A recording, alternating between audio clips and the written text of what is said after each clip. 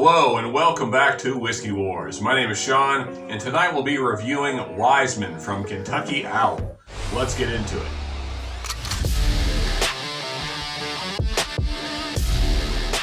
Alright, so here's our bottle for this evening, Wiseman by Kentucky Owl. And this is the first bottle of Kentucky Owl that's actually using Kentucky Owl's own distillate. Now it is still a blend, so there's also some stuff in here from Bourbon Company, which is also source stuff, so it's source stuff from a source company. But all that said, so there's 4-year stuff in here from Kentucky Owl, as well as some 5 and 8 year-ish stuff from other sources, from Bourbon Company.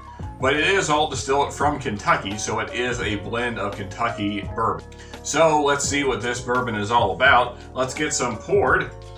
And as I'm pouring, let's read over the bottle here. Guided by wisdom and crafted with knowledge. All right, I guess. We'll see. I gotta say, it does look quite young. It's a very light amber color. I'll hold it up better in a second. So it's 45.4% alcohol, so 90.8 proof. So that's an interesting proof point. Just right over 90 proof.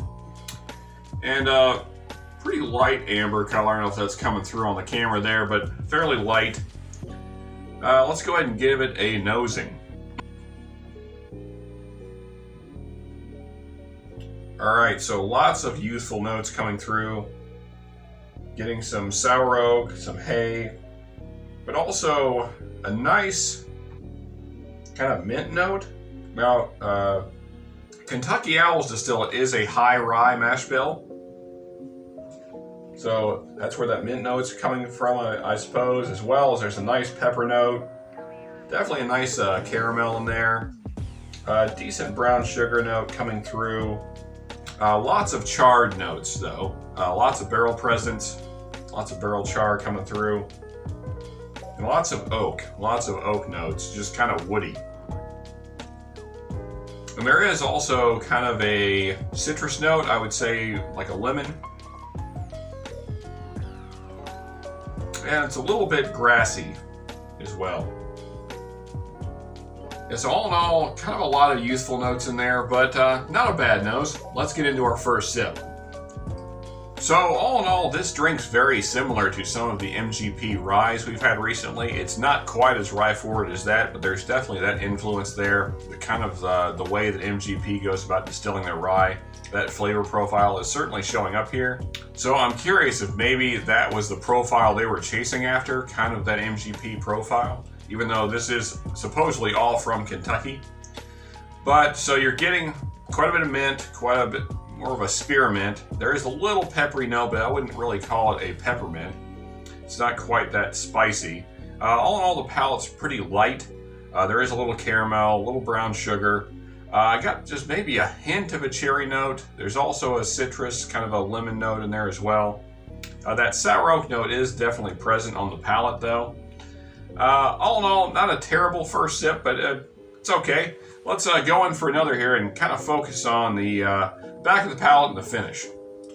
Okay, so the back of the palate is really where you get that cherry note, and then as it works its way into the finish, then it becomes kind of like a spicy cherry. Quite a bit of cinnamon presence there, as well as that cherry note.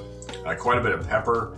Lots of the oak notes showing through as we smelled on the nose, and lots of char. A lot of char presence on the finish as well. All in all, not a terrible whiskey. But one thing to keep in mind, as far as I know, I got this at MSRP, which is $50. And for $50, I think you can do better.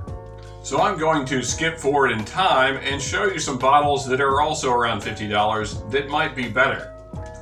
And we're back. And here are just some of the bottles that are around the $50 price point that I think are better bourbons than Wiseman.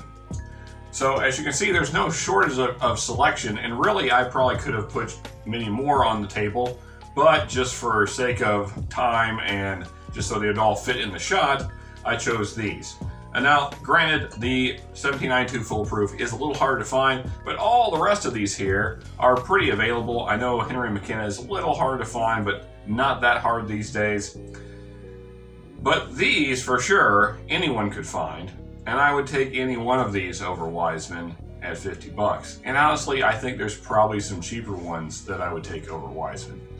So with all that said, when I think about all of these that are potentially better than Wiseman, I can't rate it very high. It's a very average bourbon for too much money. So this bottle here, I'm just gonna go 6.5. It's very average. It's not terrible, but there's a lot of better options. So folks, if you have enjoyed this review, then please hit that like button. I hope it helps you when you're out shopping. And as always, folks, if you want to see more reviews from me, you can click right here. And if you're really enjoying the channel, then you can subscribe right here. And until next time, folks, just remember, you can never have too much good whiskey.